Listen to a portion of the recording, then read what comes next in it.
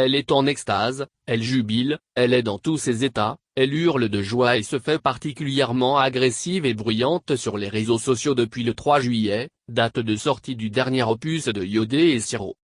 Les opposants au régime du président Alassane Ouattara sont au 7e ciel. Ils sont comme transportés par cet air musical, le zouglou qui invite au procès le régime RHDP, à travers le titre Président, on dit quoi ? Une chanson qui semble les avoir débranchés de la détresse et de la léthargie dans lesquelles ils étaient engloutis.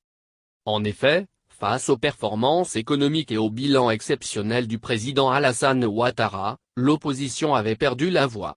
Il lui fallait un porte-voix populaire, un micro, une sorte de voix secours que leur a offert Yodé et Siro.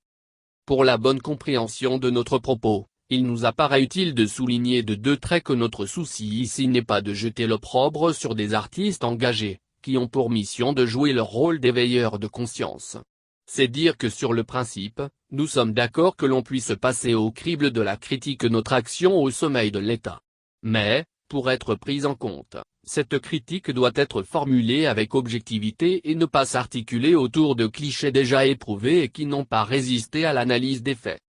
C'est donc le lieu de se poser la question essentielle de savoir si le réquisitoire musclé et volontairement provocateur de Yodé et Siro est conforme à la réalité. Non. Parce qu'avant tout propos, les succès enregistrés en Côte d'Ivoire, sous la gouvernance du président Alassane Ouattara, ne se résument pas uniquement au bitume et à l'électrification. C'est là un cliché trop réducteur et cela fausse le débat. Cette omission volontaire n'est pas en tout état de cause un témoignage de bonne foi des auteurs de cette chanson.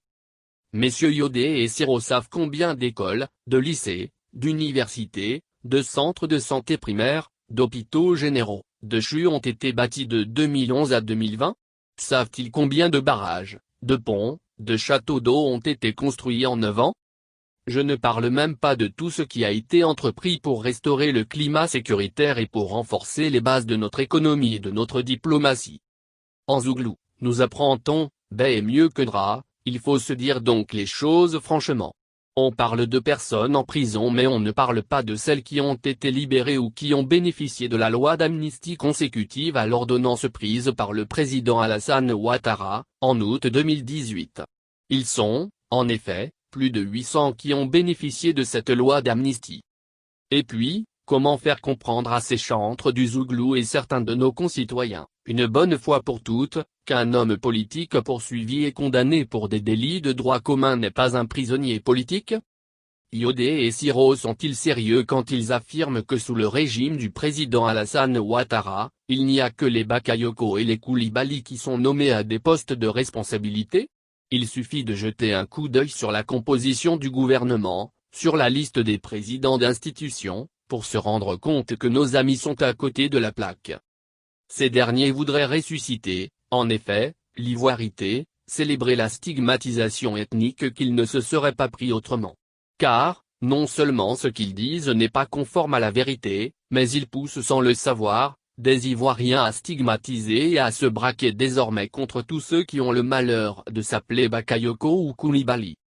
On comprend toute la joie qu'il procure à un certain Conan Bédier en réveillant en lui l'ivoirité, qui ne se gêne pas en brandissant le CD des dites artistes comme un trophée de guerre. On connaît l'histoire de la Côte d'Ivoire et si mes souvenirs sont bons, il fut une époque où l'on parlait de séphonisme, de Bad, Bété, Atié, Dida. À cette époque, le président Ouattara n'était pas encore au pouvoir.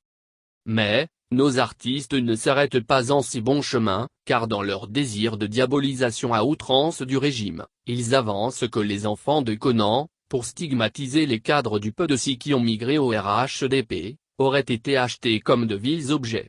C'est un mépris, un manque de respect inacceptable. Si nous avons été achetés, pourquoi ne dévoilent-ils pas le prix ? Pourquoi pensent-ils toujours que lorsqu'on prend une décision politique, on le fait pour de l'argent ? En 2010, quand le président Bédier nous invitait à suivre Ouattara au second tour, combien a-t-il été payé pour cela ? Le 17 septembre 2014, quand il lançait à Dacro, l'appel dit de Dacro, combien avait-il été payé ? En 2014, quand il déclarait que le pont HKB, Cette œuvre gigantesque du président Alassane Ouattara, valait à lui seul un deuxième mandat au chef de l'État en exercice. Combien avait-il été payé? De même, quand en 2011, il réclamait et soutenait publiquement le transfèrement de Laurent Gbagbo à La Haye, combien avait-il été payé pour cela? Pour notre part, nous avons créé le mouvement sur les traces d'Houphouët-Boigny et adhéré au RHDP par pure conviction. L'un des fils de M. Bédier qui travaille jusqu'à présent à la présidence et l'une de ses filles qui occupe un haut poste dans l'administration auraient-ils, eux aussi, été achetés? Que dire du prétendu surendettement de la Côte d'Ivoire? Iodé et Siro savent-ils que notre niveau d'endettement actuel est très largement en dessous du plafond communautaire fixé par l'UMOA? Savent-ils que cela est surveillé par le FMI et les bailleurs de fonds en général? À l'égard du président de la République, j'ai écouté des choses horribles, dégradantes, voire insultantes que je me garderai de répéter ici. Sous d'autres régimes, on aurait parlé d'offense au chef de l'État, et ses autorités seraient allées tout droit en prison. Mais, le président Alassane Ouattara est un homme tolérant. C'est pourquoi, il ne fera pas comme l'autre, suivez mon regard. C'est pourquoi aussi, il n'a pas jugé utile de censurer cette chanson qui est un véritable venin contre la cohésion sociale et la paix. Même s'il a réalisé des choses extraordinaires, des choses qu'aucun de ses adversaires actuels n'a donné à la Côte d'Ivoire, le président Alassane Ouattara reste lucide et conscient qu'aucune œuvre humaine n'est parfaite. Il est ouvert à la critique quand elle est formulée de bonne foi. Mais là, dans cette chanson, nous avons un ramassis d'accusations infondées, de propos outrageants et d'appels à la révolte contre une catégorie d'Ivoiriens. Le bilan du RHDP est tangible, il est visible partout en Côte d'Ivoire, à travers des réalisations qui impactent le quotidien des Ivoiriens. Ce n'est donc pas une chanson qui viendra convaincre les Ivoiriens ou des villages entiers qui ont reçu de l'électricité ou de l'eau potable que le président n'a rien fait.